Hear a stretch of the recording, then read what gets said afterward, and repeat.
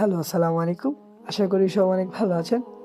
আজকে আমি আপনাদেরকে মোট ৭ টা উপকারী কথা বলব, যেগুলো সবগুলো আমি ইসলামিক কথাগুলাই বলব। আশা করি আপনাদের অনেকটা কাজে আসবে।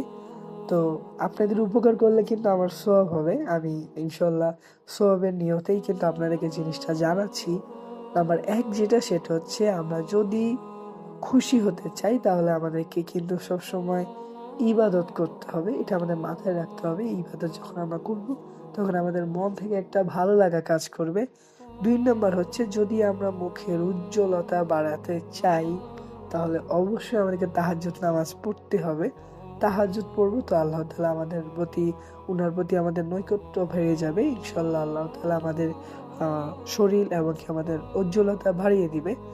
৩ নাম্বার আমি যেটা বলব সেটা হচ্ছে যদি আমাদের হৃদয়টাকে আমরা প্রশান্ত করে নিতে চাই তাহলে আমাদেরকে কিন্তু অবশ্যই কোরআন তেলাওয়াত করতে হবে।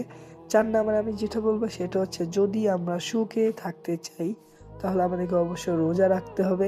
৫ নাম্বার আমি যেটা বলব সেটা হচ্ছে যদি আমাদেরকে মুসিবত থেকে বাঁচতে হয় তাহলে অবশ্যই আমাদেরকে বেশি দুরূদ পড়তে হবে এবং কি ইস্তিগফার পড়তে হবে। ৬ নাম্বার আমি যেটা বলব সেটা হচ্ছে যদি আমরা সব মুশকিল শেষ করতে চাই, যে আমরা কোনো মুশকিলে পড়তে না চাই, তাহলে আমাদেরকে সবসময় পড়তে হবে লা হাওলা ওয়ালা কুওয়াতা ইল্লা বিল্লাহ।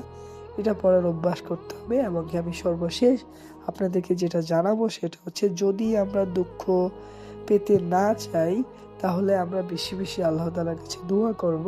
আমি আপনাদেরকে এই ৭ টা প্রয়োজনীয় এবং কি উপকারী কথা আপনাদেরকে শেয়ার করেছি। যাতে আপনাদের অনেকটা ভালো হয় এবং কি আপনারা ইসলামের প্রতি ফিরে আসেন। আশা করি সবাই অনেক ভালো থাকবেন, সুস্থ থাকবেন। আসসালামু আলাইকুম।